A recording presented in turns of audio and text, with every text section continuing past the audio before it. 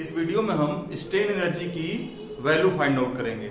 जैसे कोई बार है जिसका लेंथ L है, इस पे जो है ग्रेजुअली लोडिंग लग रहा है W का, जिससे इसका लेंथ डेल्टा L इंक्रीज कर रहा है। ठीक, तो इस केस में इस जो लोड लग रहा है W, इसके वजह से इस पे जितना वर्क हो रहा है उसको पहले हम फाइंड आउट करेंगे। उसके बाद आप जानते हैं कि जब वर्क फाइंड आउट हो जाएगा तो ये रेजिलेंस के बराबर होता है। ठीक, किसके बराबर होता है? स्ट्रेन एनर्जी या रेजिलेंस के इक्वल हो जाता है। ठीक, अब इस पे ग्रेजुअली लोडिंग W लग रहा है, तो चूंकि वर्क इक्वल टू क्या होता है? Force into displacement. बिकॉज यहाँ पे ग्रेजुअली लोडिंग हो रहा है तो यहाँ पे एवरेज फोर्स लेंगे, means 0 plus W by 2 into displacement. Displacement कितना हो रहा है? जितना उसमें उसकी लंबाई बढ़ रही है, डेल्टा L इंक्रीज कर रही है। ठीक, अब मान लीजिए कोई एक रॉड है जिसकी लेंथ L है और इसका क्रॉस सेक्शन क्या है? कैपिटल A है। इस पे मान लीजिए इसको एक साइड हमने फिक्स कर दिया, तो इसकी लंबाई जो है हम बढ़ा रहे हैं W लोड लगा के या W फोर्स लगा के, तो इसकी लंबाई डेल्टा L इंक्रीज कर रही है। तो सबसे पहले तो जो स्ट्रेस है, स्ट्रेस हम निकालेंगे। Stress sigma is equal to क्या होता है? Force upon area, means force W है upon area A, that is W is equal to हो जाएगा सिग्मा इंटू A। ठीक, पीछे के चैप्टर में आप पढ़ चुके हैं कि जब W लोड लगता है, ठीक, और किसी बार की लंबाई L है, जब F फोर्स लगता है उसकी लंबाई डेल्टा L बढ़ता है। ठीक है, तो डेल्टा L का फार्मूला क्या हो जाता है? Delta L is equal to FL upon A into E, जहां F क्या है? जो फोर्स लग रहा है, L क्या है? उस बार की लंबाई है, A area of cross section है और E इलास्टिक कांस्टेंट है। ये फार्मूला मैं बता चुका हूं, पहले मैं बता चुका हूं। ठीक है, जाके वीडियो देख सकते हैं आप प्लेलिस्ट में। और यहां से delta L equal to FL upon A हो जाता है। तो F बाई A जो होता है वो जानते हैं आप, होता है स्ट्रेस की वैल्यू। तो sigma into L by E, ये हो जाएगा डेल्टा L, ये हो जाएगा डेल्टा L। ठीक है, तो delta L is equal to sigma into L by E।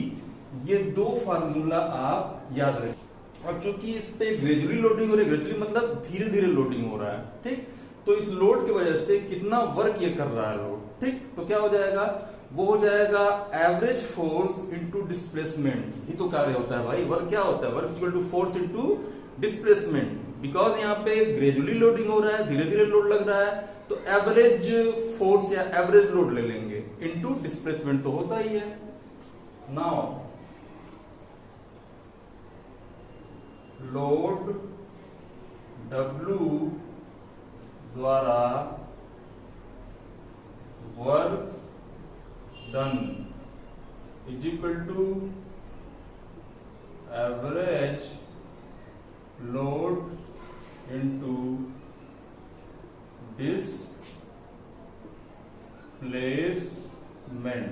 Displacement हो जाएगा। ठीक, वर्क डन जो हो जाएगा एवरेज लोड मतलब 0 प्लस W बाई 2, यही तो औसत होता है। इनिशियली 0 है और लास्ट में W लग रहा है, तो 0 plus W by 2 into displacement कितना हो रहा है? डेल्टा L हो रहा है, डेल्टा L। तो वर्क डन हो जाएगा, work done is equal to हो जाएगा W by 2 into delta L। अब आप जानते हैं जो वर्क डन होता है वही उसमें स्ट्रेन एनर्जी के रूप में स्टोर होता है, वही स्ट्रेन एनर्जी या रेजिलेंस होता है। क्योंकि work done is equal to resilience, और स्ट्रेन एनर्जी भी कहते हैं स्ट्रेन एनर्जी, कैपिटल U। और कैपिटल U क्या हो जाएगा? Capital U is equal to W by 2 into delta L, जो यहाँ पे आया हुआ है। ठीक, अब डेल्टा L के जगह पे हम लिख देंगे यहां से सिग्मा L अपॉन E, और W के जगह पे लिख देंगे सिग्मा इंटू A। तो पुट कर देंगे यहाँ पे U is equal to W यहाँ लिख देंगे sigma into A by 2 into delta L is equal to sigma L upon P। ये हो जाएगा स्ट्रेन एनर्जी की वैल्यू या रेजिलेंस की value. U is equal to हो जाएगा सिग्मा इंटू सिग्मा क्या हो जाएगा, sigma square upon 2 into E 2 into E AL।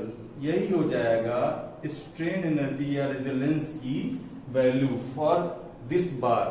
जब ग्रेजुअली लोडिंग लगेगा, मतलब धीरे धीरे लोड लगाया जाएगा, तो लोड या फोर्स W और extension mean displacement delta L के बीच में हम ग्राफ जो खींचेंगे वो बिल्कुल सीधी लाइन आएगी। ठीक है, अब देखिए ये W डिस्टेंस हो गया, ये एक्सटेंशन डेल्टा L हो गया। अब एक सीधी लाइन आती है। अब इस ये जो टॉप पॉइंट है यहां से हम परपेंडिकुलर जब खींच देंगे और ये हैचिंग कर देंगे, शेडेड कर देंगे, तो ये जो शेडेड एरिया है उसका एरिया मतलब ट्रायंगल, राइट एंगल ट्रायंगल है उसका एरिया, यही क्या हो जाएगा, यही हो जाएगा विकृति ऊर्जा की वैल्यू या रेजिलेंस की वैल्यू। तो शेडेड एरिया मतलब area of right angle triangle, जो area of right angle triangle होगा यही वर्क डन होगा, यही क्या होगा, वर्क डन होगा इस लोड W के वजह से। तो जब वर्क डन निकल जाएगा तो वर्क डन जो हो जाएगा वो रेजिलेंस हो जाएगा, रेजिलेंस की value is equal to area क्या हो जाएगा राइट एंगल ट्रायंगल का बेस इंटू परपेंडिकुलर अपान 2। अब ये W है तो ये भी क्या हो जाएगा, WE होगा। तो बेस है delta L into perpendicular W, delta L into W by 2। यही हमारा वर्क डन आएगा, या यही क्या हो जाएगा, रेजिलेंस हो जाएगा। Therefore resilience is equal to delta L into W by 2। अब delta L is equal to क्या होता है, FL अपान AE और sigma into L upon E।